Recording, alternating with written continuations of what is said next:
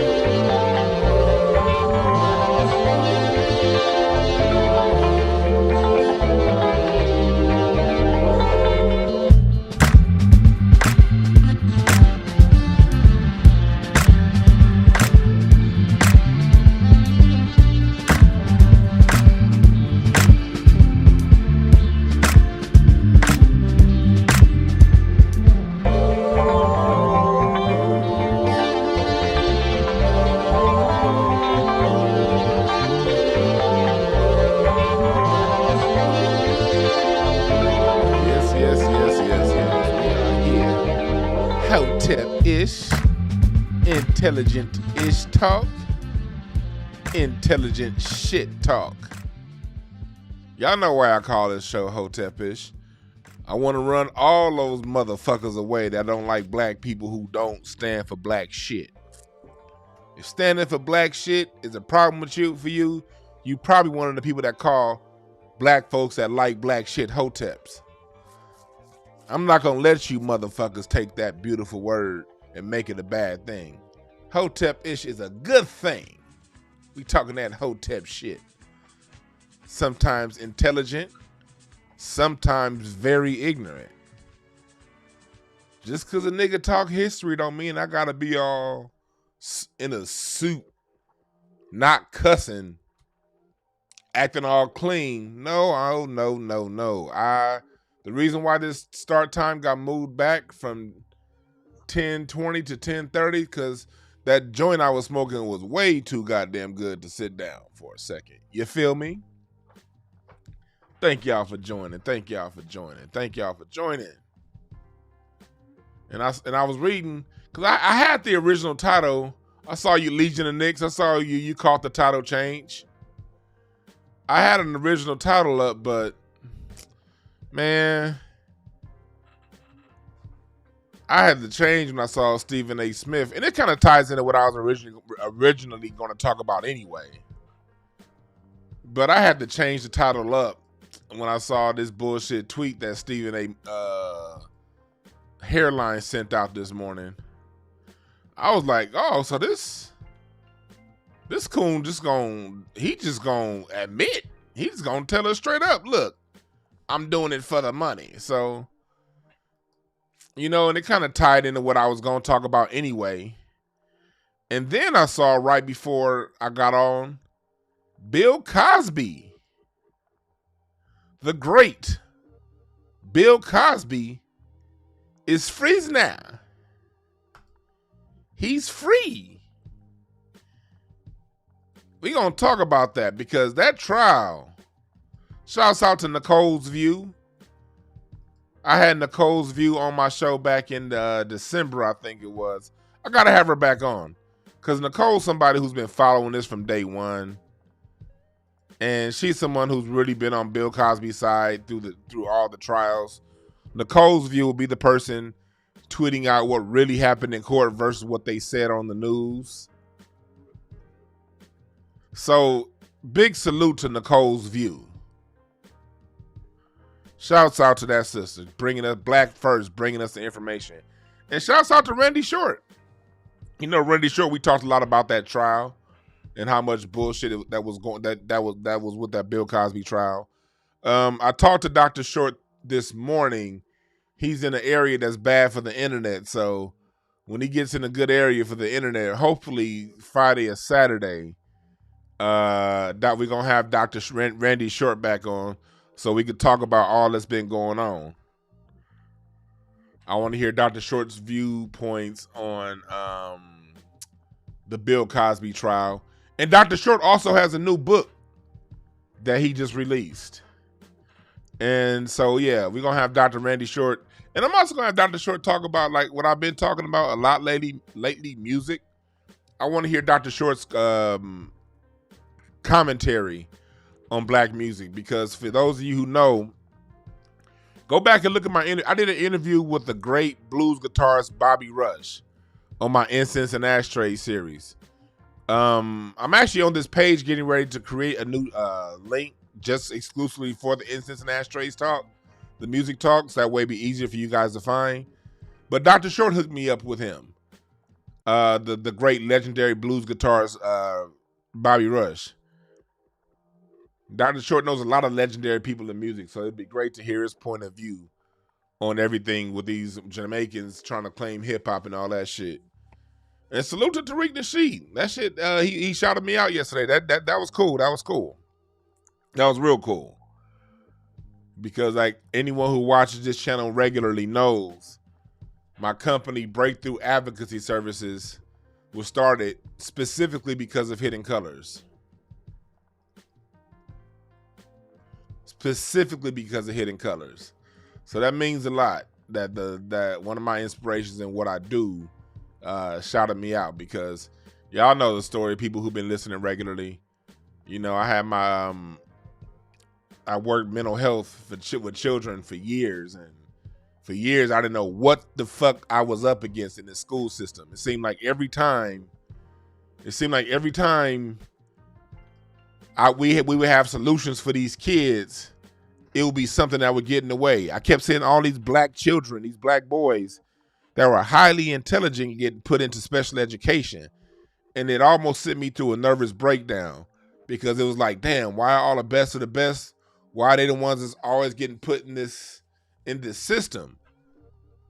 And then in 2013, I saw Hidden Colors.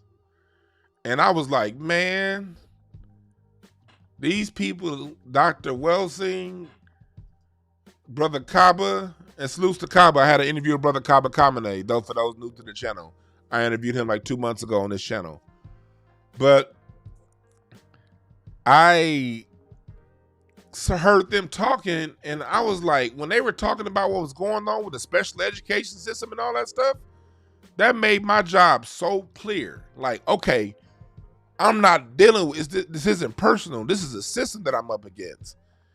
And out of that Hidden Colors, I started laying the groundwork to the company that I run now today, Breakthrough Advocacy Services, where I help children and families that are caught up in the special education system. I get them up out of that. And I use the IEP to actually give the children benefits and things that's going to help them, not hold them back.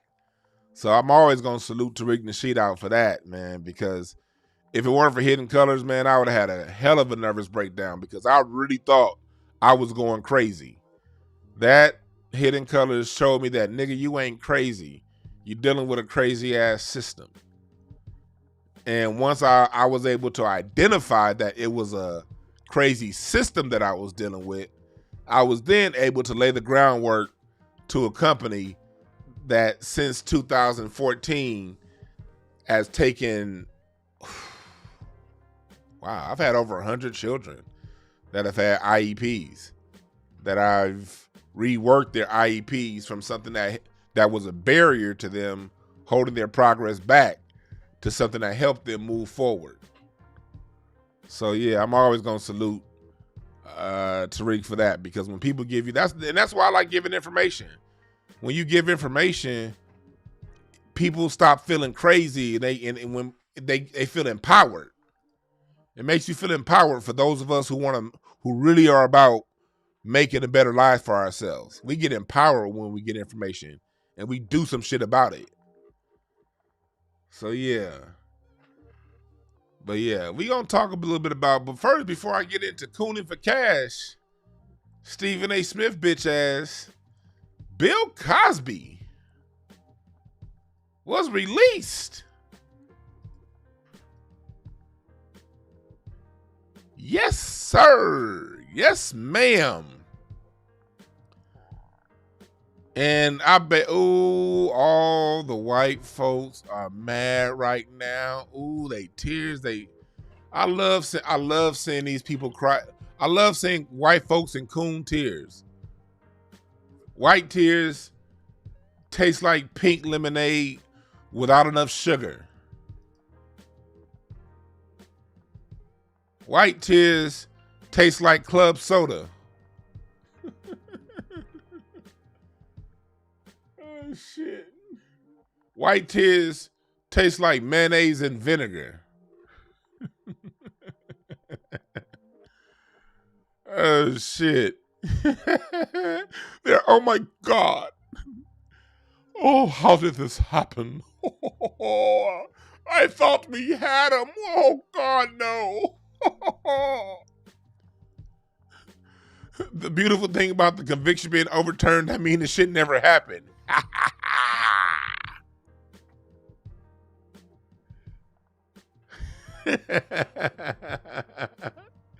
That's right, Larry. White tears are tart yet kind of sweet.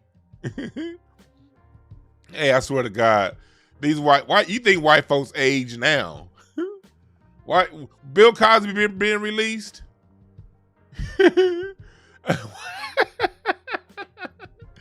White folks already aged like milk. Now they're about to age like milk unrefrigerated.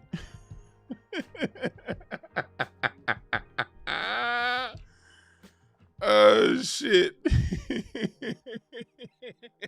Hey, look, this is news to me just like it's news to y'all. I just saw this shit right before I went online, and I had to change the title real quick because I knew I had to talk about this, because I don't. This true disclaimer, y'all know when I give information, I give receipts. I don't know anything more than anyone else listening at this point. This news was released literally like less than an hour ago, so I'm celebrating along with y'all. You know, this is a cause for celebration, bitches.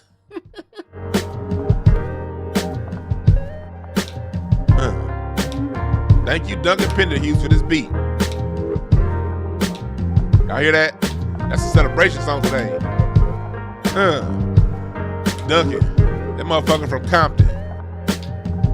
You hear that foundation of Black American soul in this music? That's my thick ass finger snapping right here. So you gotta have that soul snap with the music. Shit, now I'm really gonna be happy now, because Saturday, my wife and I, we gonna be at the Hollywood Bowl.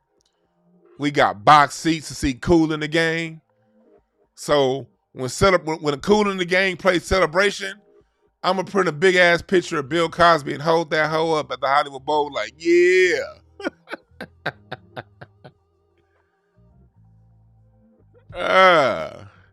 If y'all at the Hollywood Bowl on Saturday, y'all gonna see me down in the Garden box seats, row 10, with my big ass Bill Cosby head up there. Yeah. This thing, yeah, man. And all the coons are crying right now too. Coon tears taste like Nutella. ain't really chocolate. It just looked chocolate. Oh, shit. Oh, man. Coon tears taste like vegan Hershey's. Oh, the coons are like, oh, I thought my white daddy can do anything. What's wrong? Is white daddy losing power? What's am I gonna do if I don't get white daddy's protection? What's am I gonna do? Coons are mad as hell.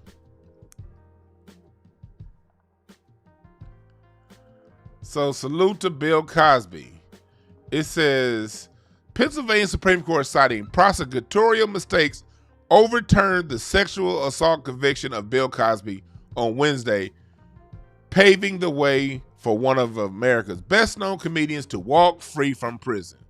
The court said that a prosecutor's decision not to charge Cosby, 83 years old, opened the door for him to speak freely in a lawsuit against him.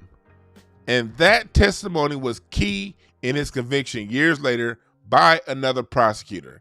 Cosby was convicted in 2018 of drugging and sexually assaulting a woman in 2004. And let's remember this.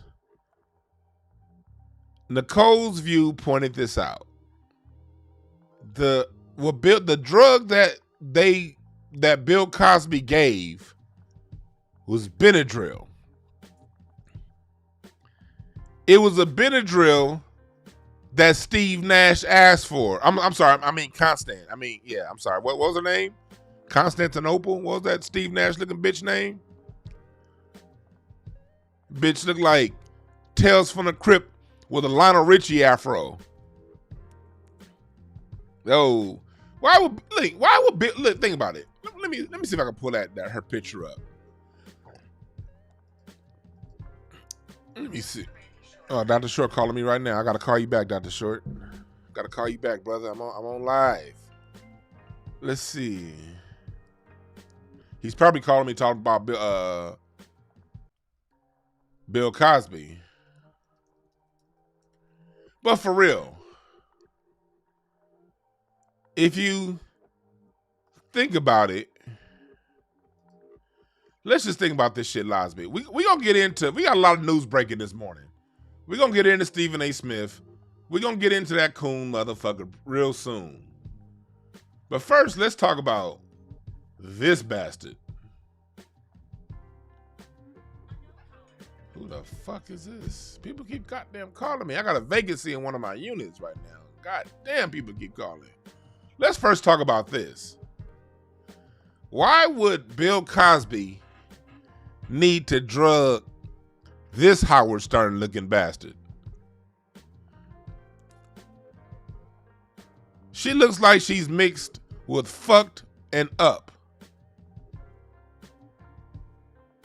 She's mixed with hell and no. She asked for a Benadryl, probably because her Lionel Richie locks was in her way. You know how it is when your hair, like, fellas, you know this, like when your hair kind of is in your nose a little bit too much. You ain't really got allergy problems, but your hair's kind of in your nose funny, and you keep sniffing your nose.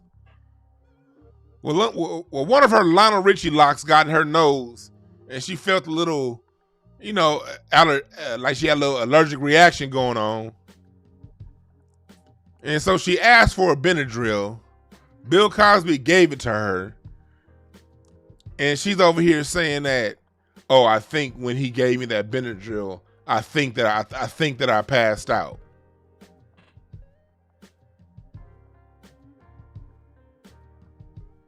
Man, if you don't sit your Andre, yo Ederson Varejao looking ass down, bitch.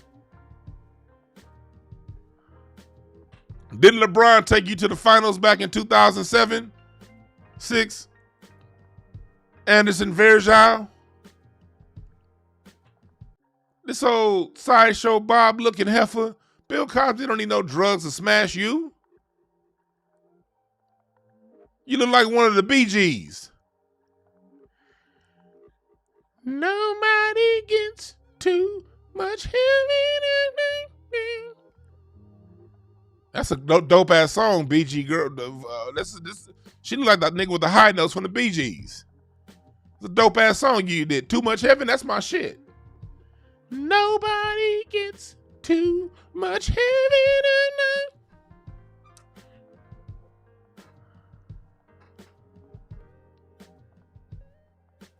The fuck?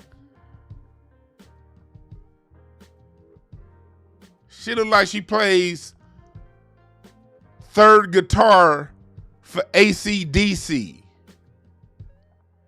Bill Cosby don't need to drug you.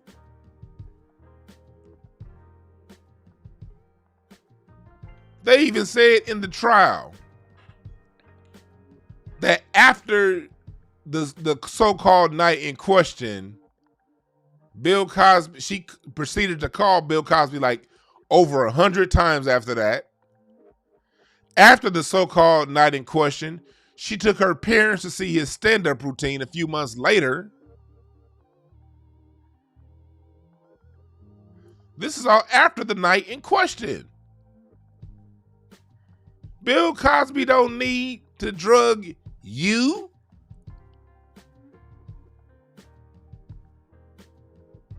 If Max Julian from the Mac, if the Mac was white, she kind of looks like a white version of the Mac, don't she? See, girls, if you listen to me, I'm gonna take you to the Players Ball. That was a cold ass scene in the Mac, wasn't it? This nigga, the Mac, took his hoes to the planetarium. People overlook that scene in the Mac. The Mac didn't say you can have San Francisco. The Mac took his hoes to the planetarium. How did that nigga even know how to work the planetarium? These is 1971 computers, and we ain't talking about like a new iMac. Mac is easy to work. We talking about them computers in the 70s. How did this pimp nigga who just got out of jail learn how to work a whole goddamn planetarium? But I digress. I digress.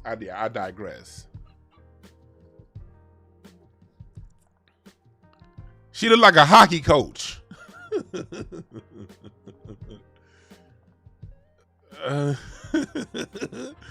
This bitch looks like the former Kings hockey coach Barry Melrose.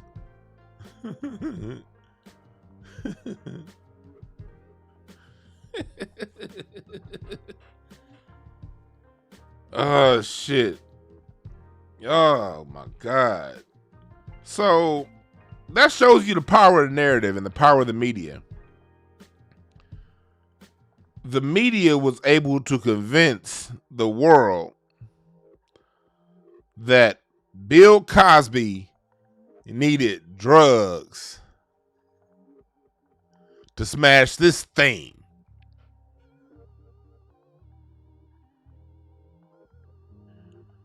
Boy. The media is powerful as hell, aren't they? The media is hella powerful.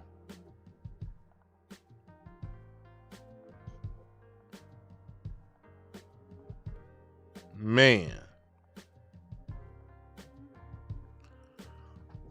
What's up, y'all in the chat room? What's up, Ivor? Hey, Ivor, I saw you make a comment on another channel. That shit was funny as hell. On that video that they was talking about Matt Barnes and that whole little issue that with Kwame Brown, Carcino channel. This nigga Ivor hashtag that whole fight bundle beef. That shit was funny as hell. I be seeing some of y'all in these other chat rooms. That shit, y'all niggas be killing me in the comments. Y'all niggas be having me dying laughing. That nigga Ivor had me dying laughing on that video. I don't even be reading the comments that much. I just happened to look down and see that comment. That shit, these niggas with hashtag bundle beef. Let me stop. I digress. And shouts out to everybody who watches Craig Facts. Tune in to Craig Facts, man. I love that show. You get black men sitting around talking about real shit. You know what I mean? We had Kevin McCall on a couple weeks ago. That video went viral when he snapped. But the cool thing was I got to see that brother bounce back and really show compassion, you know what I mean? And really be 100 and solid. So if you're going to look at Kevin McCall for his issue, look at the recovery too. That man is grown. He's grown up. And shouts out, we had another dope ass show yesterday with Grindface. Check out Craig Facts.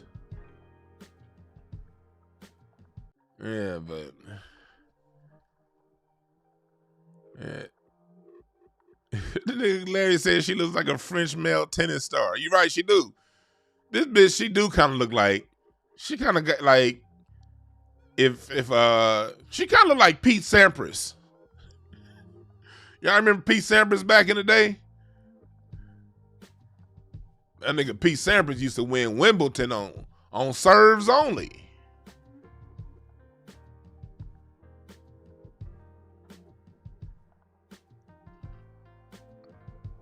Yeah, but you got your reparation shirt today? For sure, Walter. Hey, thanks for reminding me. You say you got your reparation shirt. That's what's up. Look at my shirts. Y'all see my shirts? Dr. John Henry Clark. Black people don't owe anybody anything but an ass whooping. Martin Luther King. I fear I may have integrated my people into a burning house. We got reparations now. We also got our scholar shirt. Fuller, Clark, Welsington, Sertima, Binyakanen. Hotepish.com/apparel. And I got my new shirt. Hey, this new shirt, y'all really been fucking. I want to thank y'all for, oh God, I didn't mean to put that thing back on the camera. Oh God, that bitch like she was raised in salt water, don't she? Fucking up my commercial for my product, seeing that ugly thing get on my camera. But y'all like my new shirt. Y'all been buying this new shirt. I appreciate y'all. Y'all been, ever since I put this, oh God, I put that thing back on camera. My new t-shirt, Rebels for the Cause. Nat Turner, Robert Smalls, Bass Reeves, Denmark Vesey, and Jean-Jacques Dessalines. This shirt is dope as hell. Go to hotepish.com/apparel and get yours now. Get yours now. You dig?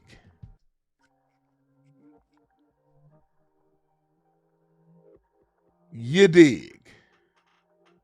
What's up, Brandon Tony? Brandon from Craig Facts. Can't wait to get Brandon back on the show. Brandon ain't been able to come lately as much because that nigga got one good foot. Sorry to laugh, Brandon. But yeah, right now, Brandon's having issues coming to the show because he had a problem getting on the good foot. I told you, nigga, I'll pick you up whenever you're ready, so hey.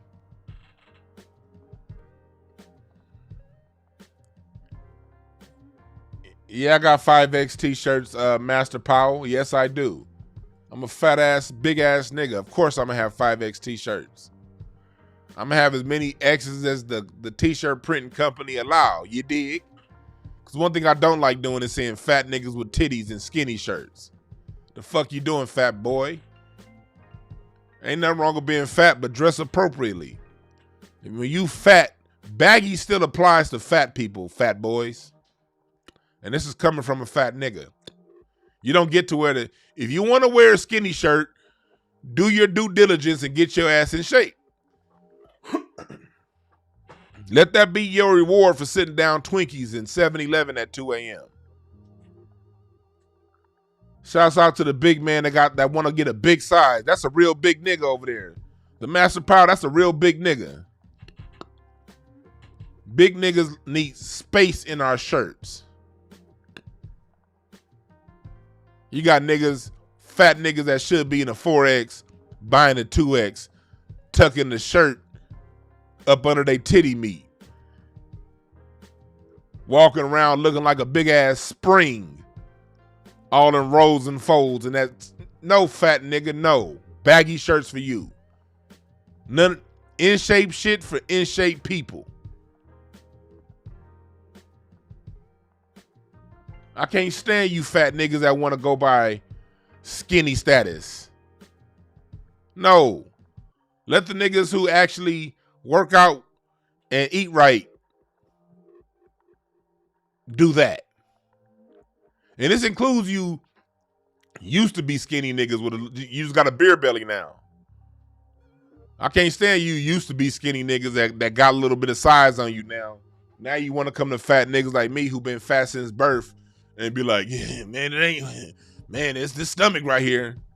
Stop crying, nigga. I've been having a gut since I was 5. Nigga, strengthen your back muscles, nigga. Stop complaining.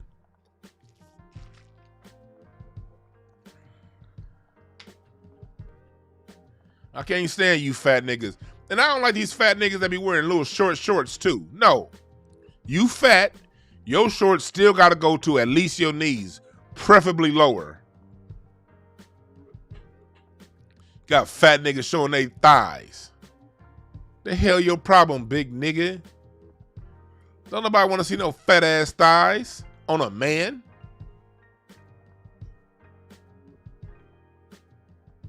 Fat niggas for real, like it's like, see, look, back in the 80s, I remember like I was like the only fat nigga in class. It was me and a whole bunch of you skinny motherfuckers. Now it seems like 2 out of 3 niggas is fat. Back in my day, the fat nigga, I was the 1 out of 20. Like 1 out of every 20, 30 niggas was fat back in the day. I was that one. Now it seems like 20 out of 30 niggas is fat these days. But out of those 20 fat niggas, 15 of them want to dress like they still skinny.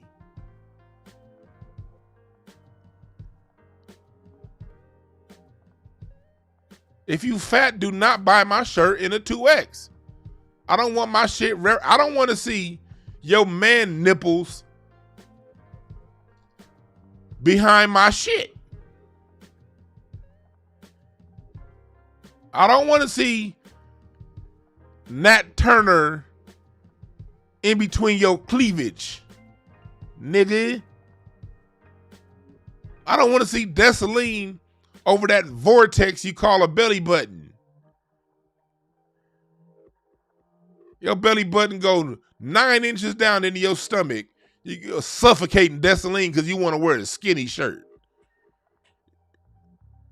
Don't buy my shit if you a 5X, nigga. Do not buy a 2X. Unless it's for one of your friends or a kid of yours. Not for you. If you a 5X, nigga, get a 5X. If you a 4X, nigga, get a 5X, just in case.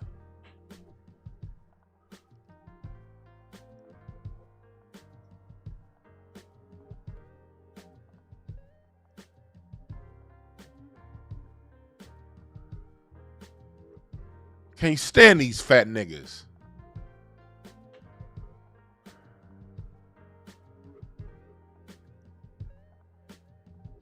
Can't stand these motherfuckers.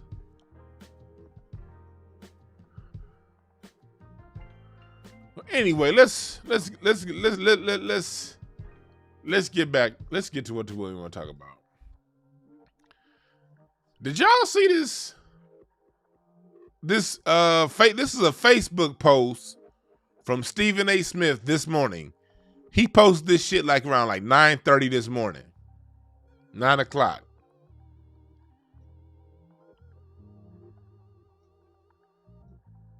He said, and I quote, "I wake up every morning with these 2 thoughts. And when I put it like that, there isn't anybody that's going to be receptive to what I got to say. Because they recognize that my number 1 mission is to make sure they're successful." That's what he says. But what was the tweet that he was explaining? He said, "I wake up every morning with 2 thoughts. Number 1, how do I make my bosses more money? And number 2, how do I get some of it?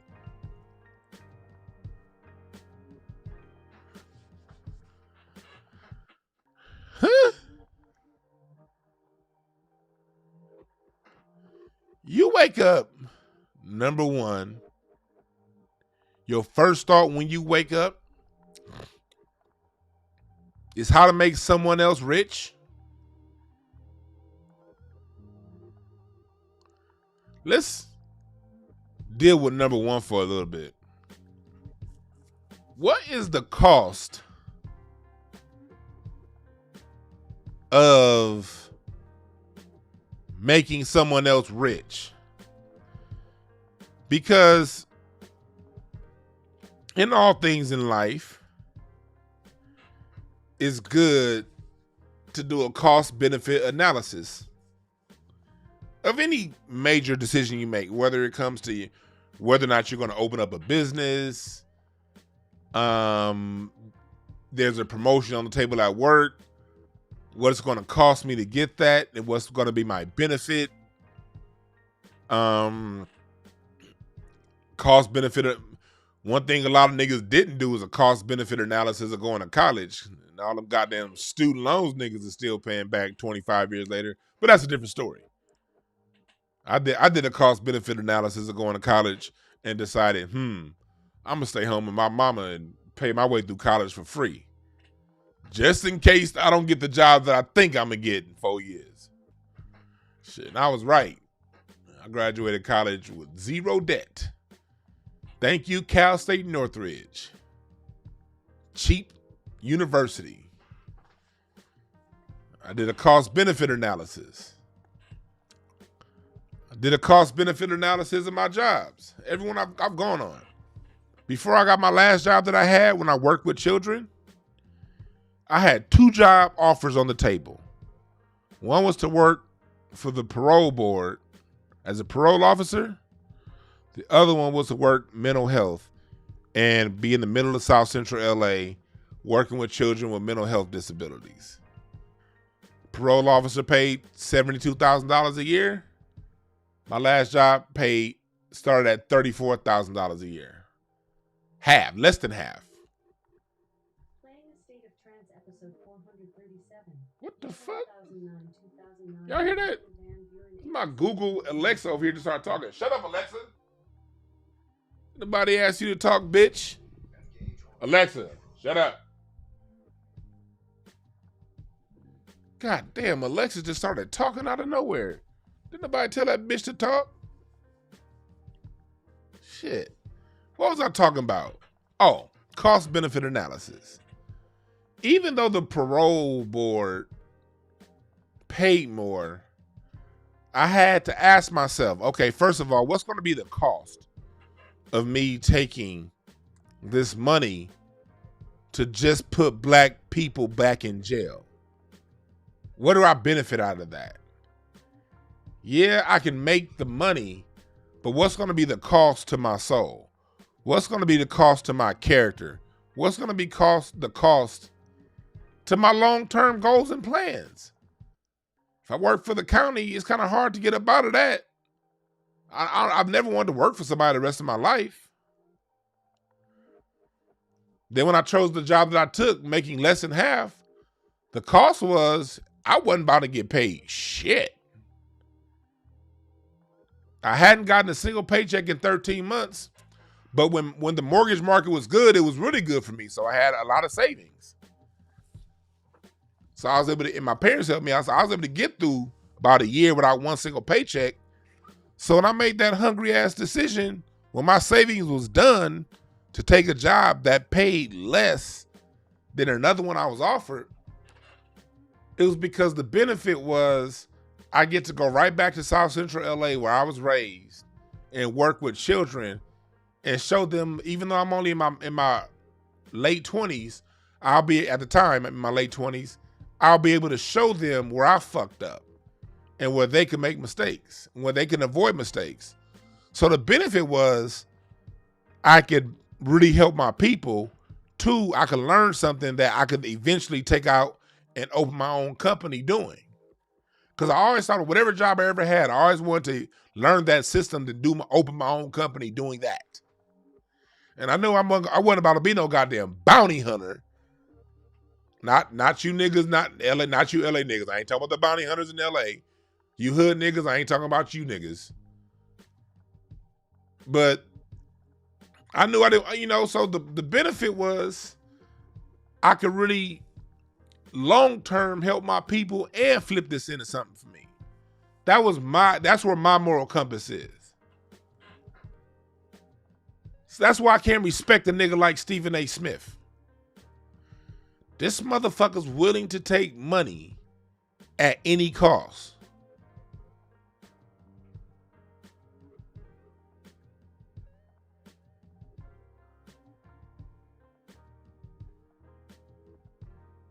This motherfucker said, whatever it takes to please massa, I'm gonna do. He's telling us right here, he's really Steven from Django. Steven's the right fucking name for this dude. He is Steven from Django. And they got the same hairline. This nigga Stephen A. Smith look like a human turtle.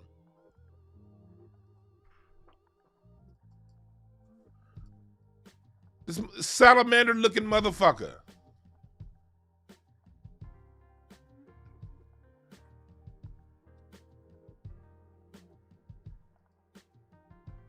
I can't stand this bastard.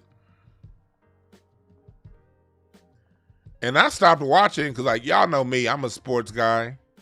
Y'all know how much I love sports. I stopped watching these sports shows long ago because of Stephen A. Smith. Because of him. Seeing, that's why I like Kwame Brown. This is what Kwame Brown's talking about. The go along, get along game.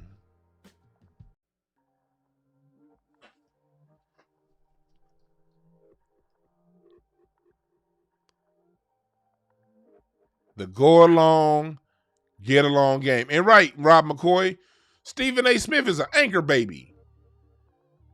That motherfucker from the Caribbean. More non-foundational black Americans getting in our shit. See,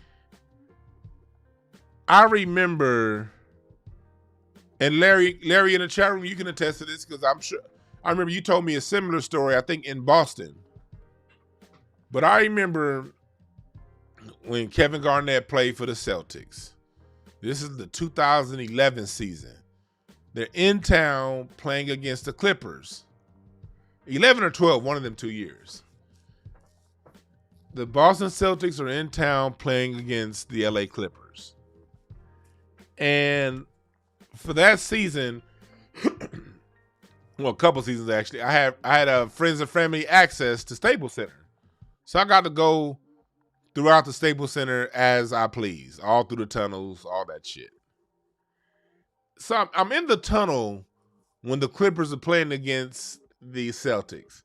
It's a big ESPN game. Prime Blake Griffin against, the older Kevin Garnett. Celtics are still really good. The Clippers are up and coming. It was a big game. Well, before the game, I'm in the tunnel. And I see Stephen A. Smith.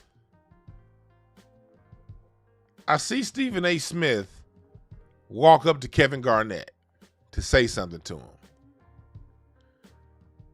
And I see Kevin Garnett look back at Stephen A. Smith with the biggest look of disdain you can have on your face. He looked back at Stephen A. Smith and waved him off and was like, "Get the fuck away from me." I don't know what he said because I wasn't close enough to hear what he said, but the vibe was, "Get the fuck away from me," because he kind of just blew Stephen A. Smith off. And I was like, man, and I had seen a few athletes do this to Stephen A. Smith over the years at All-Star Weekend. I would be at different parties at All-Star Weekend. Stephen A. Smith would walk up. Players would walk in another direction. So I saw this exchange happen. So the next morning, I'm watching ESPN First Take. This was back when Stephen A. Smith was still on with Skip Bayless. And Stephen A. Smith starts talking. He was like, yeah, last night I was at Staples Center, and before the game, and I saw my man KG, and KG said, whoopty, whoopty, whoopty, whamp. And I'm like, hold on. I was standing 10 feet from you niggas when y'all crossed paths. And when KG was coming out the locker room, walking to the court to do shoot around, because this was like this would be way before the game, because I used to get to the games real early, about 2 hours before the games, because they had some good ass food in Staples Center. Shit, Larry tell you, man, Staples Center has some good ass food. You friends and family for either with the Lakers or the Clippers, nigga, get to them games hungry, because they're gonna have some good ass food out there for you.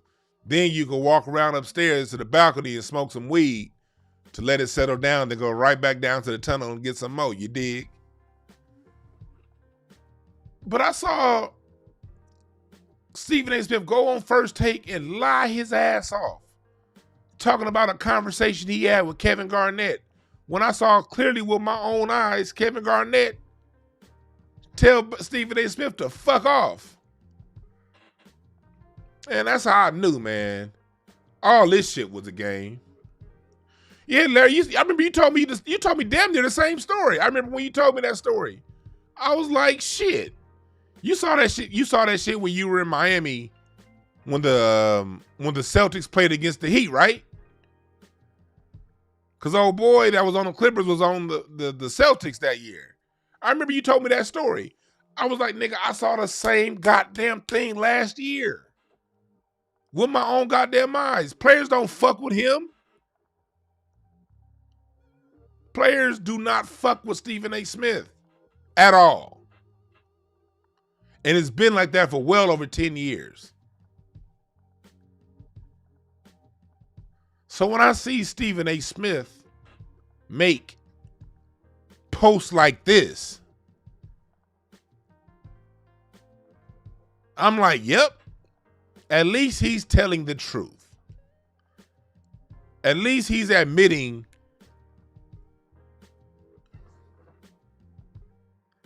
what he really does.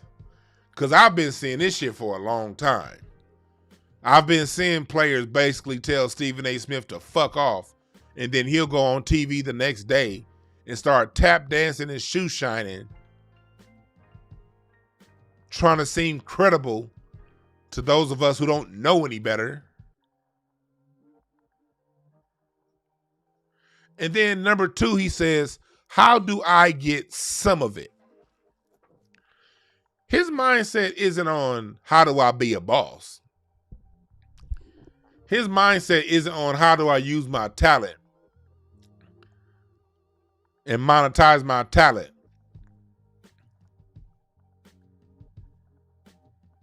with integrity. No, that's not what he's saying. He's saying, how do I make my bosses more money and how do I get some?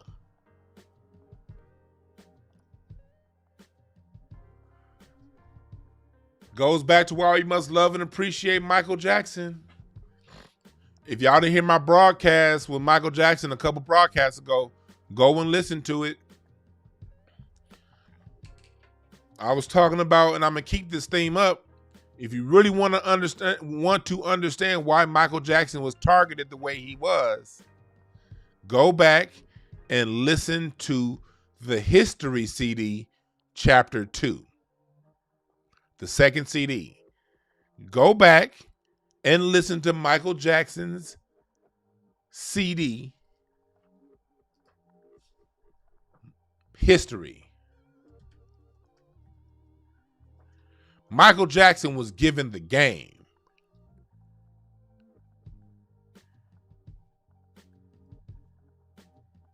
He has a song on that CD called Money. Anything but the Michael Jackson.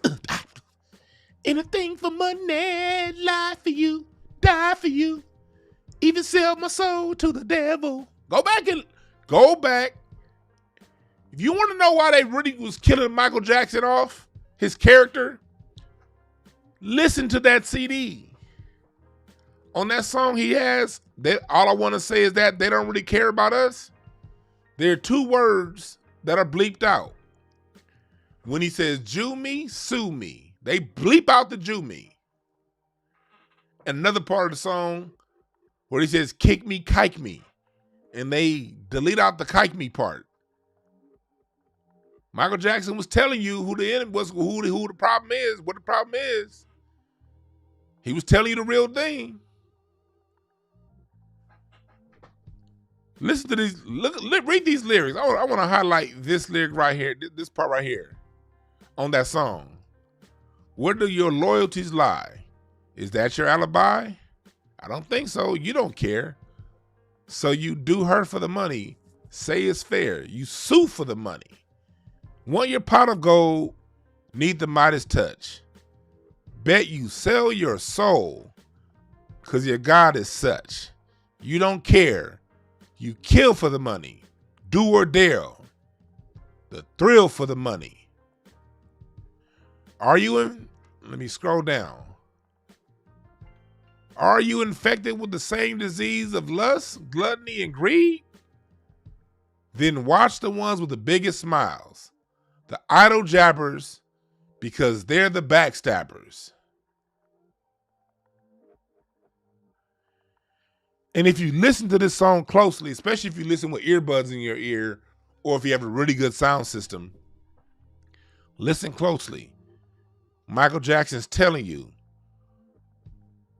whatever you do, he says, because he's singing the song, but underneath the lyrics of the song, he says, if you're going to get money, get it with integrity. These parts of the lyrics aren't on the lyrics sheet.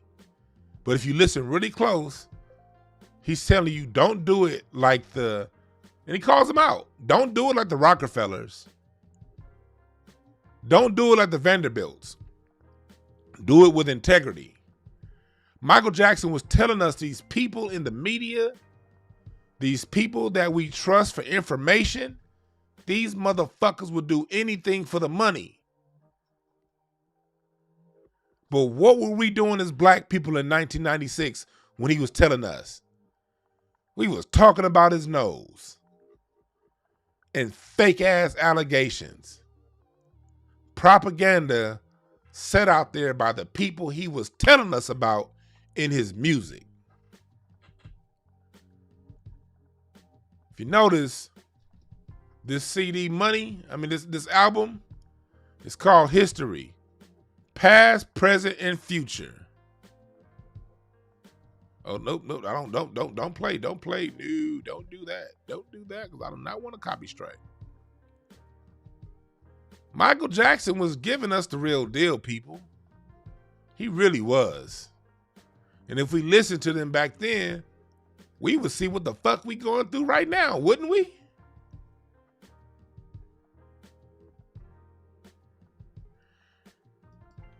He said, Steve Harvey said integrity is old fashioned. Well, so is his suits. He don't seem to give a fuck about that, do he? So is Steve Harvey's mustache. That's old fashioned. Steve Harvey mustache so thick, that nigga drinks Sprite and that shit's water by the time it hit his tongue.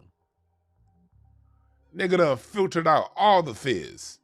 That nigga drinks Sprite and that shit's Dasani by the time it reaches his mouth. That thick ass mustache. That shit's outdated. These people who are in the spotlight ain't shit.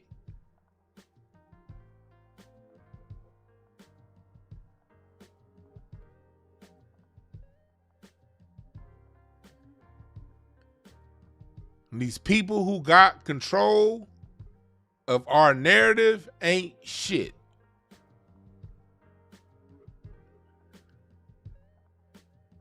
Steve Harvey talking about some his old morals are old fashioned. Man, please.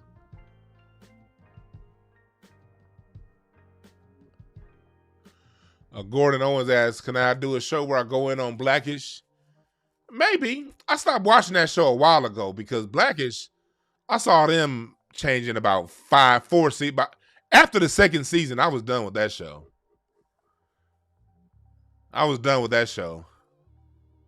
So I would have to watch it to do a show on it because I like to be accurate. And to tell you the honest truth, I don't know if I can watch Blackish enough. I don't know if I can watch enough episodes of these newer episodes of Blackish to even do a broadcast on that. I don't know if I can stomach that show long enough.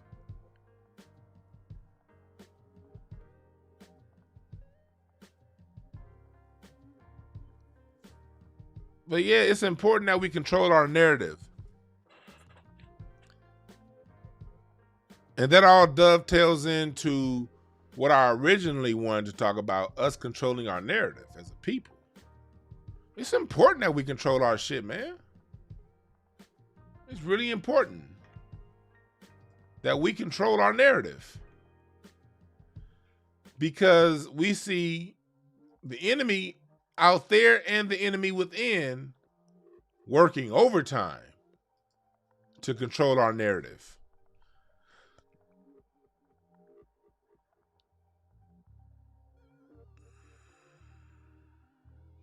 Working overtime to control our shit. Oh, I just got this notification. I got this big ass charge, but that's me. I'm like, don't you hate when you buy something yesterday and you get a goddamn notification the next day saying, nigga, I'm about to say, I got some tickets to see Kamasi at the Hollywood Bowl in a couple weeks, which again ties into controlling our narrative. Because y'all can say, y'all know I'm a music historian, man. Music, the reason why I talk so much music with black shit is because the easiest way for us to control our narrative, control our history, and control our present, in my opinion, is through our music and also through our sports. Since music and sports is where America puts the biggest highlight on our gifts, because we, at the end of the day, we run this shit from the architecture, the designs, to to the cuisine of America, to the morality of America. It's all black American. But the areas our genius are highlighted the most is through sports and through music. And so sports and music are the two mediums that I personally use to control our narrative. Whatever areas of expertise you have, you can use those to control our narrative. But it takes all of us to control our narrative. It's not just those of us with a microphone. It's anyone who has a child, a niece, a nephew, a grandchild, a cousin, a neighbor's child, youth that comes and like that looks up to you and likes to talk to you. It's on us to control our narrative. Because as we see, the people in the media like Stephen A. Smith, these motherfuckers wake up. As he said, how do I make my boss more money? Who was the boss? Disney. So if this man's waking up trying to figure out how to make Disney more money, what does that mean? That means perpetuating Disney's classic images of black people. So to fix that, it takes us on the grassroots to tell the truth. We don't need to do all extra shit. We ain't got to do all that screaming and yelling and hooping and hollering like this Jeffrey Osborne looking motherfucker Stephen A. Smith. We ain't got to be extra out like that. Stephen A. Smith look like that old nigga that be on a Harley playing the Daz band loud as hell next to you. Like, nigga, turn that shit down. With no helmet on. He look like that nigga. Nigga, if you don't turn down, let it whip, playing that shit at 10,000 decibels on your Harley like we ain't ever heard this shit before. We got these niggas Disney is putting in control of our narrative. And Black Americans, we've been silent for way too long. It's good to see us waking up. And speaking on this, me personally, I started this channel, I started doing iterations of this show 2.5 years ago. But I didn't start taking it serious on YouTube until June last year. Last June is when I said, okay, I'm gonna bring my, I've been had a YouTube channel, but I would do a video once, do 3 or 4 videos in a row, and then not do any videos for 2 fucking years. But I was starting to see more and more what was going on, so I was like, man, I gotta start taking YouTube serious. And last June, I had 35 subscribers. Now I got 9,200 in a year, so I thank y'all. That was just me like, you know what? I got this wealth of knowledge when it comes to Black history, especially Black music history and sports. Let me bring that information to the internet.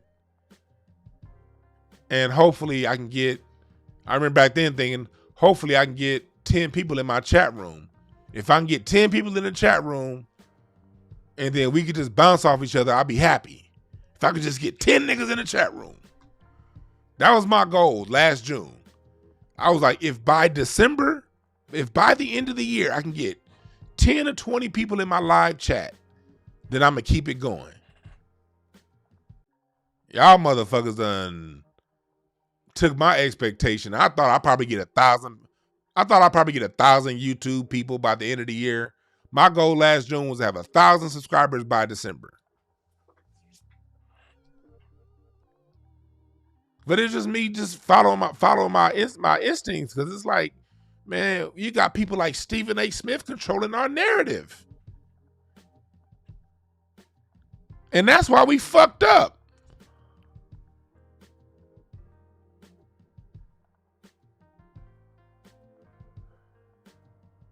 The man controlling our narrative is waking up every morning saying, I want to find a way to make Disney more money. What's up, DC Static? What's up, Bug Sheldon? What's up, Barry Smith? What's up, all y'all in the chat room? American Negro, Delano L from Buffalo. I am Manifesto. Good to see you in the live chat, brother.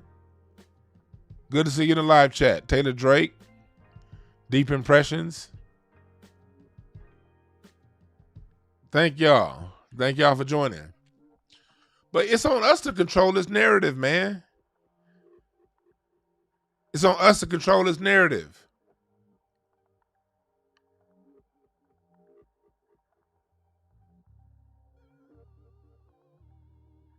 What's up, old head Deuce? Fast pace.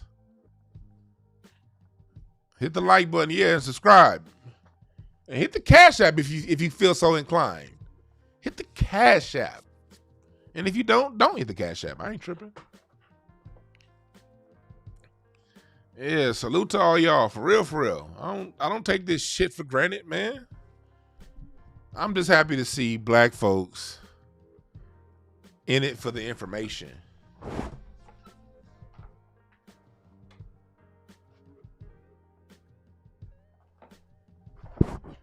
Because too many of us think that we have to go that degenerate route to get a following.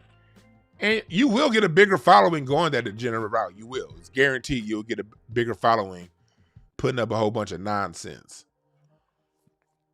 But even though I don't care about a big following. I want people who are on the same wavelength as me. Or at least want to get there. Because Black folks, we can do this shit. When we fight, we win. That's something Brother Kaba always reminds us of. Again, go back and listen to my interview with Brother Kaba. We talked about a lot of this stuff. Go back and listen to my interview with Judge Joe Brown. Salute to everybody new to the channel. Salute to Tariq Nasheed for shouting me out. We got people new to the channel, but nah, we've been here doing this. Go and check out my interviews with Dr. Randy Short.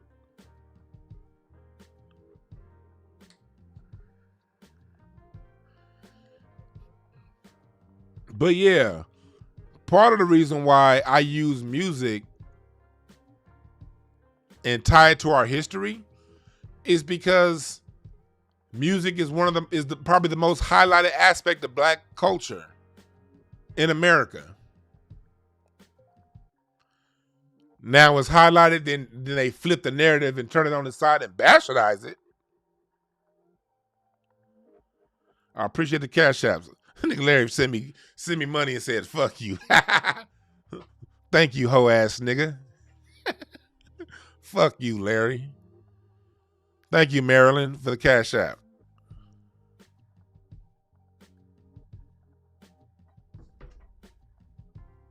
But I tie it to the music because in my years of studying music, I find music documentaries tell more truth about Black society outside of Hidden Colors than most Black documentaries on Black people. You can get more nuanced in Black culture when you're looking at our history documentaries than you can just general mainstream Black stories. Because in the mainstream, they're going to keep our history to we were slaves, then we sang We Shall Overcome, then Michael Jordan is the greatest athlete, and Jay-Z's the greatest rapper, and now we should all be gay. That's basically the mainstream, in a nutshell, view of Black society. That's information on Black society. It's through the music that you get the more nuanced, detailed history. So when we get people like Busta Rhymes, and I'm gonna keep saying his name until he publicly apologizes. When Sean Paul, Busta Rhymes, and that green-haired monster-looking chick that was on a Breakfast Club, until these culture vultures apologize for trying to appropriate our culture, we gonna stay on their necks, and we gonna keep throwing their names out there. Busta Rhymes, the iguana with the green hair, and that light-skinned nigga that be singing that be singing in a Jamaican accent. What's his name? Sean Paul? We gonna stay on their head.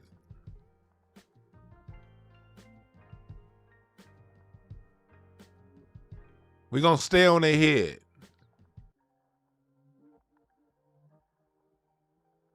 Because our music is a reflection of the times that we're going through historically. That's why it's called soul music. Soul music comes from our soul. And when I listen to my greats that created our music, that came from their soul and their pain. And when our greats do other forms of music, they always, always, always give credit. In 1960, Miles Davis released an album called called Spain.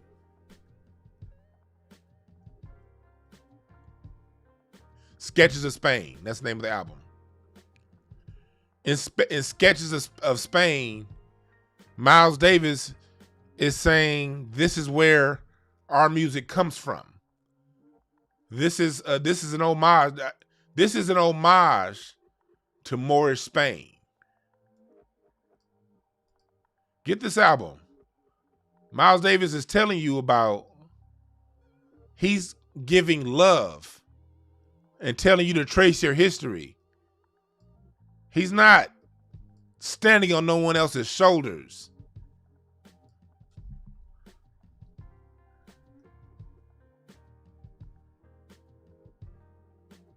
He's not having to stand on someone else's shoulders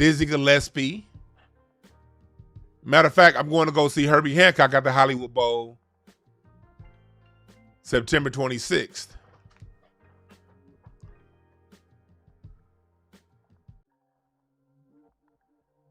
He had more to do with the foundation of hip hop and solidifying hip hop as a legitimate art form, because he had already won so many Grammys as a piano player in jazz, jazz being America's classical music. Once you master jazz, you can master anything. Once you master jazz, you now have the freedom to say and speak whatever the fuck you want to speak on music. So instead of Busta Rhymes, Sean Paul, and the rest of these dudes giving it up to Herbie Hancock for validating hip hop, they want to claim and say hip hop comes from dance hall. How can hip hop come from dance hall?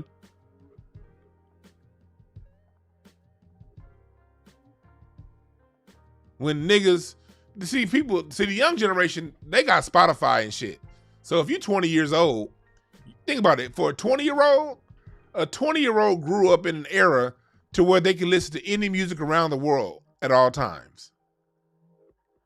Because you really start getting into music between the ages of 8 and 12 is when you start focusing more on music. So, I mean, they started really focusing more on music around 2008, 2010. iTunes was already out. They can pull up any sound that they want on YouTube and watch a video. But back then,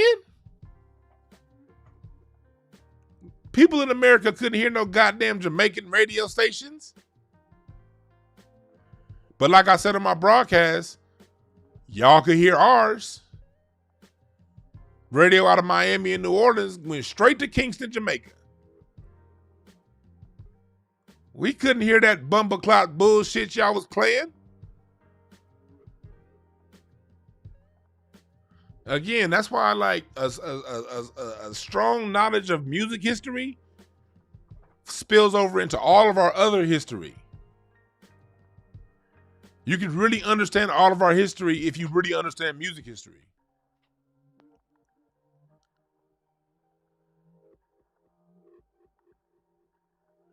Nigga Ivor said musty rhymes.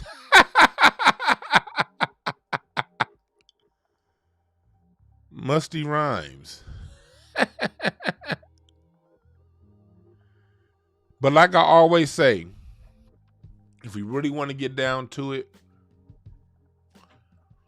if you really want to understand hip hop, and I'm gonna give y'all this. I'm gonna give y'all some jewels I forgot to give y'all in the last one. I'm gonna give y'all some jewels I forgot to give in my last broadcast on the R&B origins of reggae. When it comes to hip hop, if you go further into that interview old girl had on the Breakfast Club and Sean Paul when she was talking about, the Breakfast Club said that verses comes from Jamaican culture. No.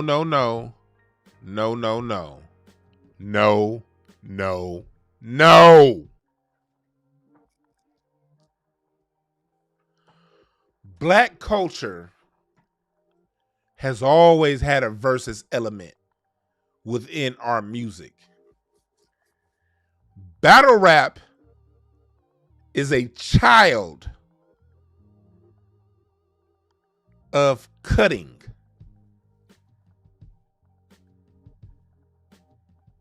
Cutting contest. Look this up. In the days of in the past, in the old days of jazz, your best jazz musicians were born out of cutting contests. A cutting contest would be a battle, a competition between musicians on the same instrument. Sometimes other instruments. Sometimes it might be a trumpet battling the piano, or a guitar player battling another guitar player, the drummer battling the conga player. And you will play notes and play runs and you'll play a run, and it was on the other musician to outdo that run with their own run. And these battles called cutting contests were popular in Kansas City. Cutting contests is what put Count Basie ahead of the competition. Count Basie, Lester Young, Miles Davis, Charlie Parker. When Charlie Parker left Kansas City and went to New York to validate his sound, he was having cutting contests, killing all the other saxophone players in town.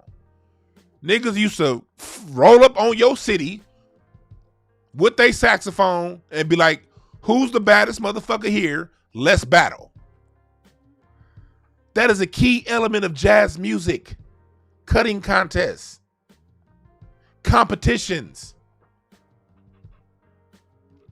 I did talk about this part of the last one. Chick Webb.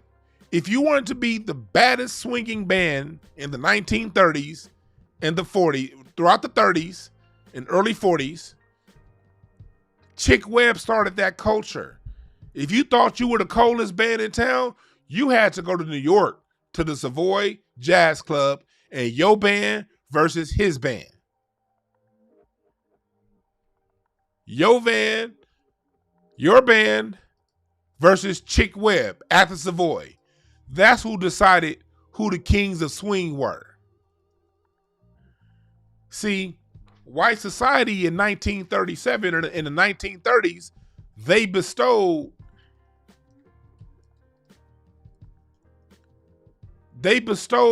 the king of swing on the white guy, Benny Goodman. No, the game don't change. The game don't change. It just changes form. But the game don't change. The game stays the same. So, in 1937, Chick Webb was tired of this white boy, Benny Goodman, getting credit and being known as the king of swing. Then, like now, the white boys couldn't do it the way we did it. But the media bestowed legitimacy onto Benny Goodman as a king of swing. So Benny Goodman in 1937 marched his lily white band on down there to the Savoy Jazz Club in New York City and battled Chick Webb. First 10 stories of the battle went like this. Chick Webb dusted that white boy from pillar to post, every single song, to the point to where even Benny Goodman, in his own words, acknowledged Chick Webb as the king of swing.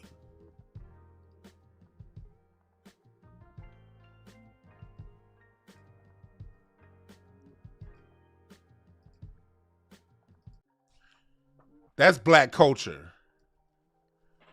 We was doing this before we knew a damn thing y'all was doing in Jamaica. So when you say battling comes out of Jamaican culture, wrong again. See, this is the one I wanted to be at. This was what? I think this was 1941. This was right before Chick Webb died. Chick Webb was a drummer, but he had an issue where he couldn't walk. He had a back, I forgot the name of the disease he had. But he could barely move. So they had to pick him up and sit him on his drum set. And there was a battle between him and Count Basie. This was one of the coldest battles in music history because Count Basie got popularized in Kansas City. Kansas City is where a lot of your original DJs were doing music. I just got a thumbs down. That must have been by a bumbleclot. What they got? Bumbleclot, blood clot, patois, swinging, speaking motherfucker who mad at I'm speaking the truth. Well, take that thumbs down and stick it up your ass, nigga. Back to the show. Count Basie was known as the king of swing because in the 1930s, when radio hit Kansas City, They were looking for a radio show because Duke Ellington was already on radio out of New York. So when they were looking for another, like basically competition to Duke Ellington, they found Count Basie in Kansas City. And the DJs in Kansas City, when they would introduce Count Basie, would rap and rhyme on the slide, coming to you live from Kansas City, the Count Basie and its orchestra. So all that rapping and jaw-jacking, along with that brother out of Philadelphia who was doing it, they were all, and I don't have the name. I've been doing this shit for so long, I be forgetting names. I got dyslexia, so I don't want to give you the wrong name. Just look it up. Count Basie, 1930s radio. That DJ, that motherfucker, he was the one that was rapping. And Count Basie had the U.S. audience. Everyone got to listen to Count Basie live every Saturday on the radio. So it was a debate going on. Who's the coldest band in the land? Is it Chick Webb still? You know, Chick Webb, he beat Benny Goodman, but that was 3 or 4 years ago. This nigga Count Basie cold. And Count Basie had his band. Chick Webb was swinging hard. He had a very hard swing, just like New York. Same thing with New York hip hop. Listen to New York hip hop. It's very hard edge. It's straight. It's to the point. It's not that melodic. It's in your face. That's New York style hip hop. That's New York style comedy. And that's also New York style jazz. You know, you listen to jazz, to New York jazz. Listen to Coltrane. When Coltrane got into that hard bop era, the bop came out of Kansas City through Charlie Parker. But Charlie Parker honed his bop in New York. And John Coltrane took bebop and made it a little more hard edge and turned it to hard bop in New York. New York style jazz is very in your face, fast, a lot of emotion, a lot of passion. You can connect New York style jazz to New York style hip hop. Versus Count Basie coming out of Kansas City. Count Basie was a nigga. Remember, Count Basie was the first black person to play Vegas, and the whole band stayed in the Vegas hotel. He said, nigga, if my band can't stay here, we ain't playing here. Fuck you. That was in the 1960s. But Basie was smooth. Basie was chill. Basie was in the pocket. Basie used to swing.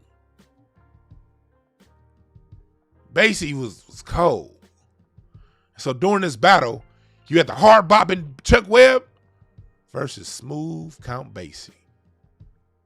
And both bands battled all night.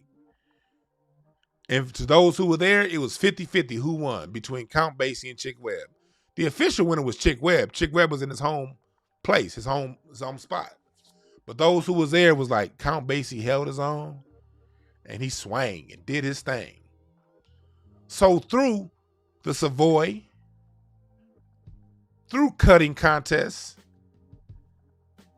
through the different sounds, we find hip hop culture in jazz, top to bottom. They say the official dance of hip hop is b-boying. Why? Because b-boying was just the dance of the day. Whatever black music we create, there's going to be a dancer to go along to it. Back in Basie's day, they were swinging.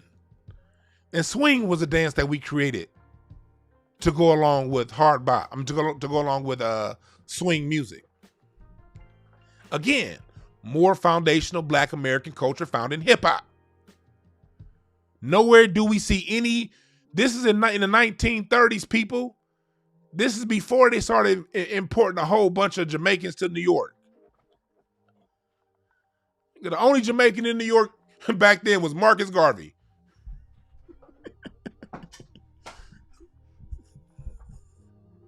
Marcus Garvey was the only goddamn Jamaican. And Louis Farrakhan's mom was the only person from the Caribbean in New York during this time. And y'all did not have an influence over us back then. We was doing this shit.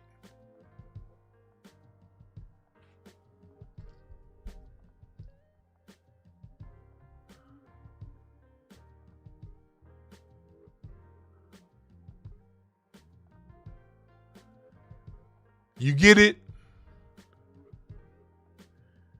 You get it?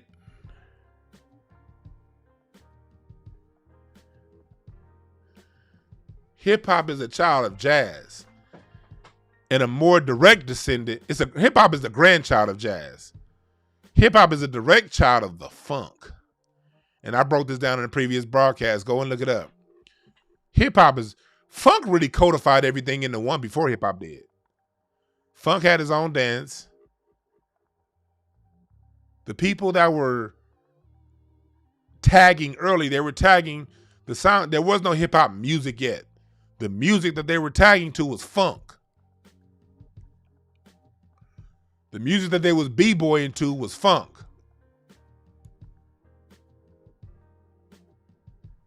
The reason why funk isn't talked about that much is because funk is so black. Funk is a genre that they were never able to infiltrate and change. Because you can't fake the funk. The funk is either in you or it ain't. You can try, but you can't fake that funk. Funk is all about laying it down on the one, giving the music space to breathe, and keeping it in a deep pocket. That's something that you can only feel. And you got to have a soul to feel that. That's distinctly Black American soul.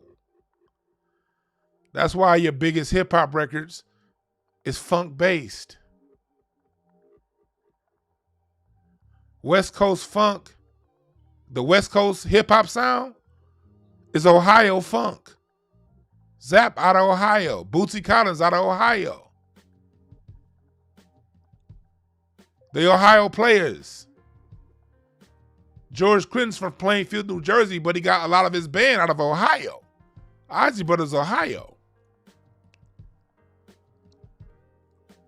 Biggie's biggest hits were when he came with a West Coast sound.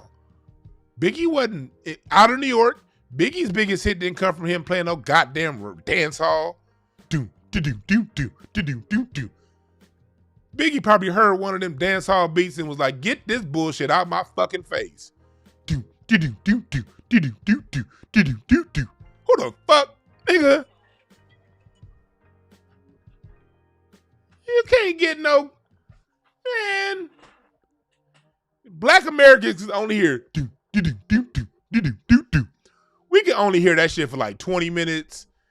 You get a good 20-minute breakdown in the club or something. Do, do, do, do, do, do, do, do, do. And after about 20 minutes of grinding on a chick to that bullshit, you like, bring back the funk.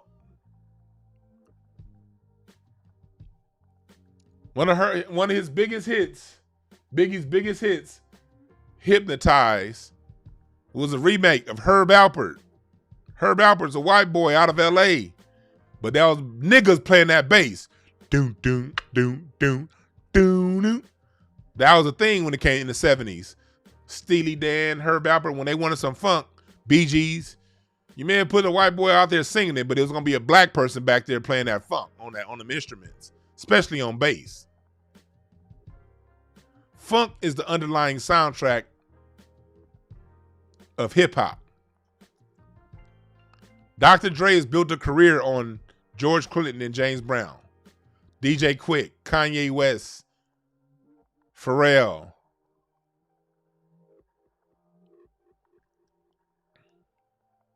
Funk.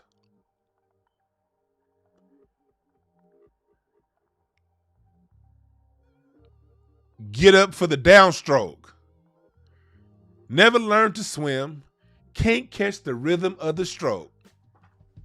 Why should I hold my breath? Feeling that I might choke. Psycho, alpha, disco, beta, bio, aqua, doo-doo. I love that Aqua Boogie by Funkadelic. Nigga, that's where hip hop come from. Not no do do do do do do do do do.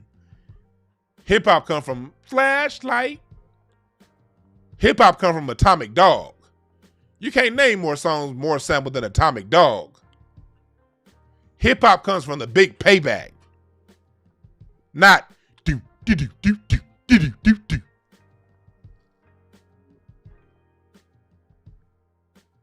The fuck out my face. You're right, the scenario remix is cool in the game. That's why I can't wait till Saturday. No, New York is not the Mecca. See, that's the thing about New York. And this is why I'm always clowning on New Yorkers. No disrespect to New Yorkers, but is New York where the hip hop sound got codified? Maybe. But does it own hip hop? Hell no. No. New York owns New York style hip hop. Because here on the West Coast, hip hop is based in straight up funk. And before it was based in funk, it was based in techno. Before Dr. Dre, West Coast hip hop was techno. Techno is really a Chicago sound. If you're going to tell the truth, techno is a Chicago sound. And then after Dr. Dre, it was based in funk. There's no New York culture in hip hop, in West Coast hip hop. See, that's the thing. New Yorkers, learn something. And listen to me real close, New Yorkers. New York happens to be somewhere that a lot of people from the South move to. New Orleans is the sound of jazz. New Orleans is where jazz was created. But you don't go around seeing people from New Orleans say, man, if it ain't no New Orleans jazz, man, shit, it ain't nothing. If it ain't out of New Orleans, man, it ain't shit. This is where everything. No, New Orleans is where the jazz culture got codified. But the Kansas City jazz scene is just as valid as New York. The New York jazz scene was just as valid as the Philadelphia jazz scene. The LA jazz scene was just as valid. New York just happened to be the place that had the biggest media outlets to run its mouth the most.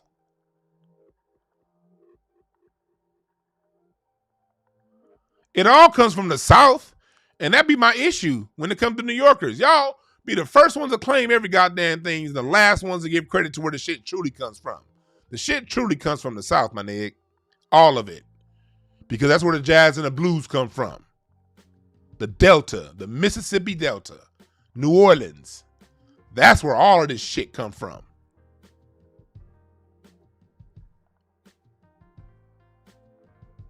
Rap's first big hit was a remake of Good Times from Chic. Chic was playing disco. Where did disco come from? Disco came out of LA. You're right, Ivor. It's always an East Coast bias. Like the rest of the world gotta just bow down to the things that New York produce. Man, this whole country played a part in producing this shit. But don't no one else go around talking about bowing down. You're right, Charles Mingus, FBA. But Rapper's Delight came from Chic. Disco comes from LA. The first disco song ever credited, was Love Things by Barry White out of Los Angeles, California. So how can New Yorkers want to claim everything, but where does your sound come from? The sound didn't come out of New York.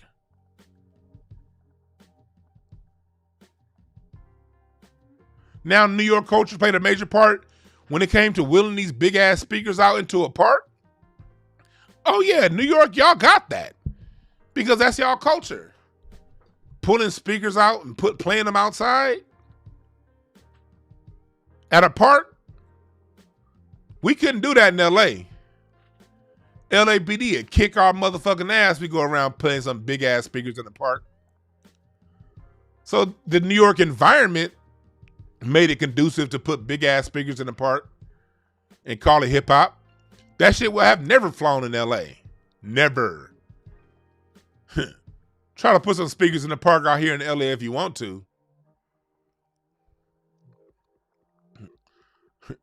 If the police don't go around and straight out yank your shit out and trash it, they gonna cut the power off. You right, Kirk Owen. My bad, Kirk. Don't forget Memphis. You right. My bad. If your only reply is I'm reaching and you don't have any facts, that means you're reaching. You don't project your reaching onto me. I'm telling you where shit started. And if you ain't got no information to counteract that, then I'm not the hater, you are. Go and look it up. The Advent of Disco. Barry White's Love's Theme. Dun, dun, dun, dun, dun, dun, dun. Disco was the music that Club Studio 54 played, but New Yorkers. But don't conflate that being the soundtrack for Studio 54 as the birthplace of disco. No, that shit came out of LA through the strings and mind of Barry White and Gene Page.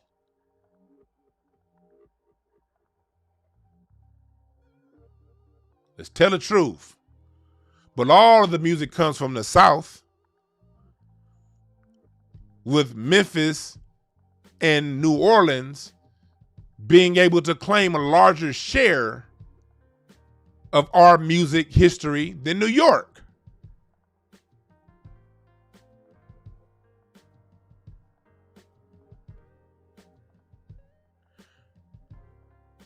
Disco clubs don't come from New York. Disco clubs were nationwide. What are you talking about? My dad was going to disco clubs in 1974, 75 here in LA. What are you talking about? Studio 54 just happened to be the most popular one because it was in New York, in the middle of a media center.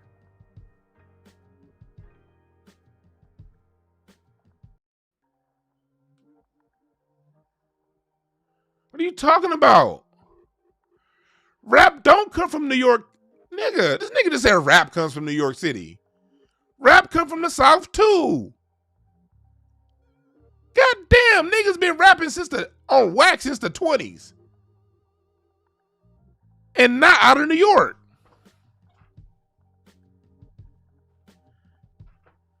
Fuck out of here. New Yorkers got this grandiose, like, for real ego thinking. Like, for real, like, y'all crazy. Like I broke down on my last show. Black American music, the foundation of our music comes from the drum set.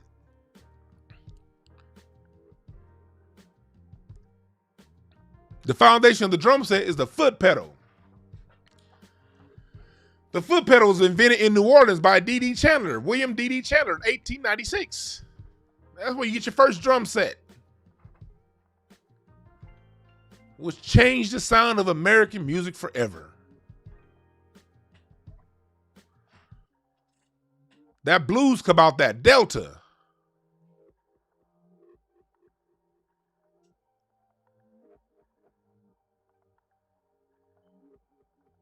We got Robert Johnson from Mississippi. That's where your blues sound come from. Him and Petey Wheatstraw. And nigga Iverson said A's was started in New York City. Yeah, that's right. Yeah, y'all get that A's thing from Studio 54. Yeah, y'all can take that. See, I don't bend when it comes to New Yorkers trying to claim everything, because New Yorkers are the last ones to give credit where they got it from. So since you don't give credit to where you got it from, I ain't giving you credit. How about that? Disco was invented in LA, and I've been doing that shit for over 20 years. You don't see us running around bragging about it. Soft jazz is an LA sound. Smooth jazz. The sound of smooth jazz started with Birth of the Cool by Miles Davis. Miles Davis recorded Birth of the Cool in Los Angeles. He left New York because he needed a different vibe. He needed a new energy. So Miles Davis moved to LA.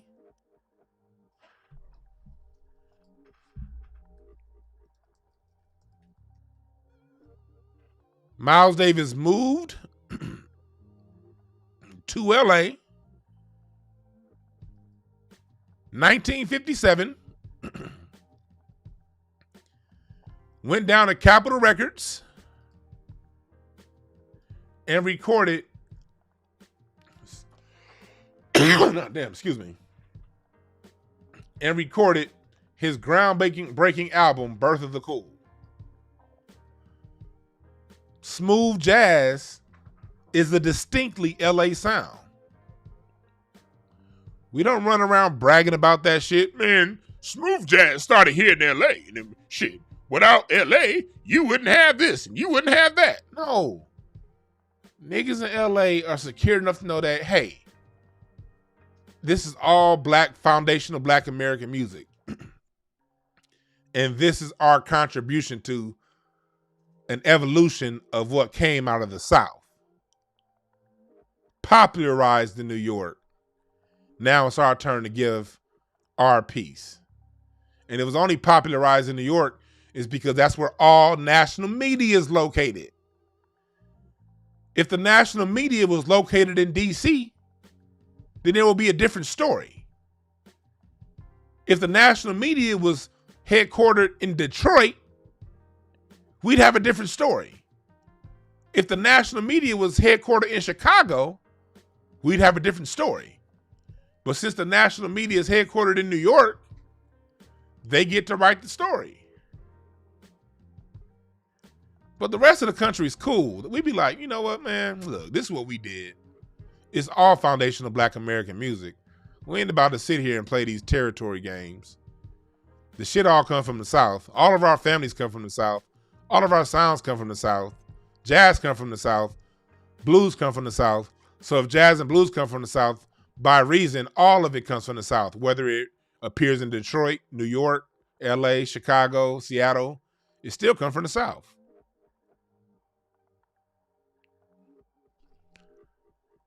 Foundational black Americans against everybody.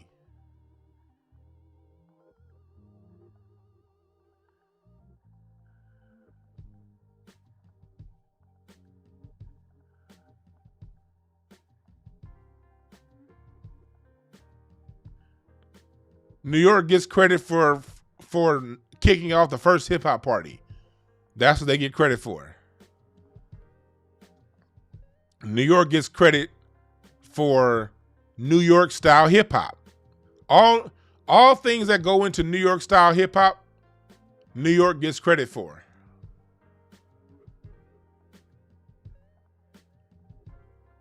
Let's be fair.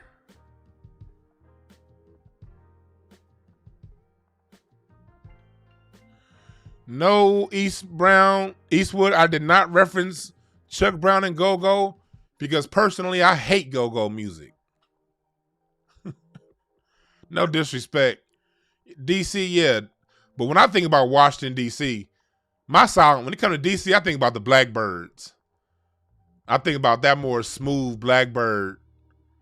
Places and spaces I've been. Ooh. That's my style of DC music. I personally hate go-go music, so no disrespect to DC. You know what I mean?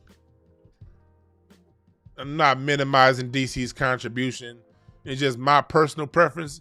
I don't like go-go. The only go-go song I like is Doing the Butt by EU. And I can only listen to that song at a party. I ain't listening to that shit in my car. No disrespect to go-go. But I hate go-go. I don't like the tempo. Do, do, do, do, do, do, do, do, crack, do, do, do, crack, do, do, do. As a drummer, that shit be boring as hell.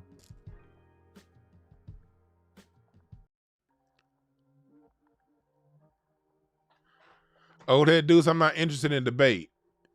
People can feel how they want to feel. I don't like online debates. I was on debate team in college.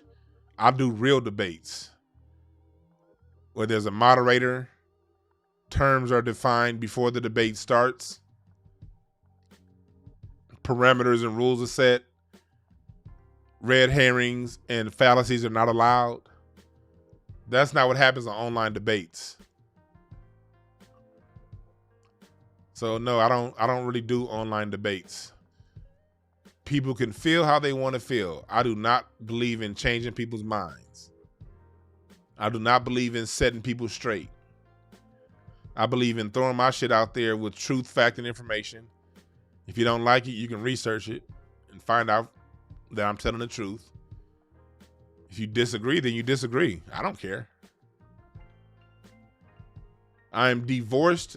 I put my shit out there. I am totally divorced from how it's received.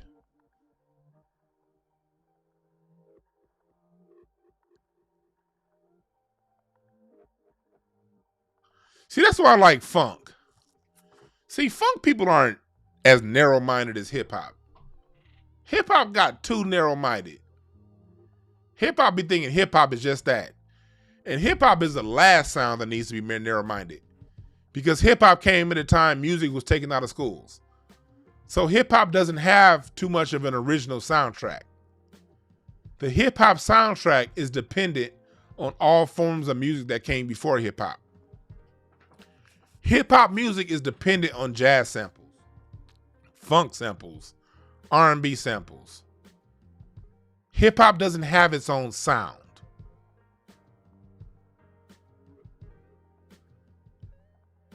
See, when it comes to the funk, no. LA has a funk. War, Rolls Royce, Lakeside, The Whispers. Ohio has a funk. Oh, the Ohio Players, Isley Brothers, Bootsy Collins. Same thing with R&B. You got your Detroit style. You got your Memphis style with Stax Records. You got your Philadelphia sound with Gamble and Huff. It's not till you get to hip hop where niggas get all hella territorial and acting as if that's the start all, end all, be all of everything. No, nigga. Hip hop stands on the shoulders of funk, R&B, jazz, blues. Just like reggae does. Chill and enjoy the music. Chill and enjoy the music. All that matters is the sound is 100% distinctly Black American. That's all that matters. Black American soul expressed through New Orleans oppression. Black American soul expressed through New York oppression. Black American soul expressed through Detroit, Philadelphia, LA style oppression. Every city has a different style of oppression that they oppress us as black people. And our music is our soul expressed through that city's style of oppression. Can we come together around that, please, black people? Because while we over here trying to battle cities, you got motherfuckers from islands thousands of miles apart that don't even fuck with each other saying that they claim some shit that we created.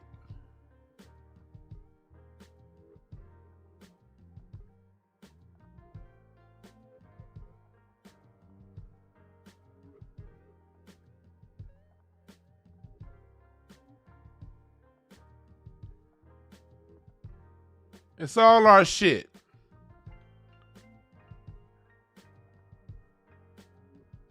Niggas be forgetting all about Oakland and what Oakland gave us. Oakland gave us Sly and the Family Stone, Tower of Power, MC Hammer, Too Short, Mac Dre. It's all to be appreciated. We wouldn't have slap bass if it weren't for Larry Graham. Drake's uncle, Larry Graham. Bay Area funk.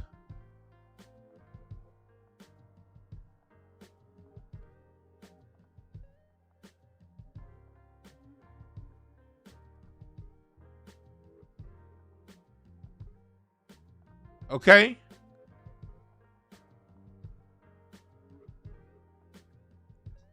Hip hop lives, but hip hop culture is just Black American culture. Hip hop was just the first one to. Hip hop was just the first ones to write it down. All the hip hop culture is in funk. Everything. All of it. Because it's all just how we live as Black people. It's an expression of how we deal with our oppression in America.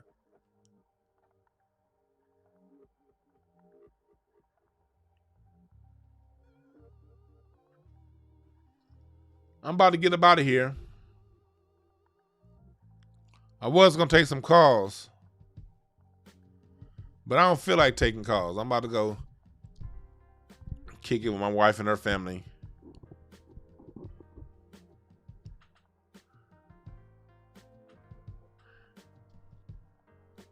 And do some other shit. I love kicking it with my wife and her family. I'm about to go do that. See if I can squeeze some more questions from my father-in-law out. Some more music questions from back in from the Motown days. I love them Motown stories. I'm gonna see if I can squeeze something out and come back and tell y'all. But thank y'all for joining me. Remember to get my t-shirts, and also I got my new t-shirts that are out. You know what I mean? Support. These t-shirts is dope. These t-shirts are dope. Let me get this out the way. Rebels for the Cause. Nat Turner, Robert Smalls, Bass Reeves, Denmark Vesey, and Jean-Jacques Dessalines. We got to control our own narrative. And remember, Stephen A. Smith said it on today's tweet. He wakes up trying to figure out how to please his boss. That lets you know that that's their mindset when they're speaking on our behalf. So it's on us to control our own narrative. And salute to Bill Cosby. Free. Like he should have already been. Always been. And fuck you to that salamander looking bitch that put him in jail. Remember this. You're right. I forgot to mention Chicago. Earth and Fire. Yep. Curtis Mayfield. Shaka. Yep.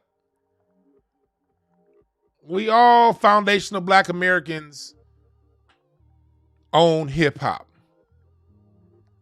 We all own funk. We all own jazz. We all come out of the South, like all of our music. Let's come together as a foundational Black American group of people. Set aside our city differences because we got motherfuckers with true cultural differences trying to claim our shit. So it's on us to own it. And remember this, there are no perfect messengers. Only perfect messages for those who are willing to listen. My name is Dwan B. We are out.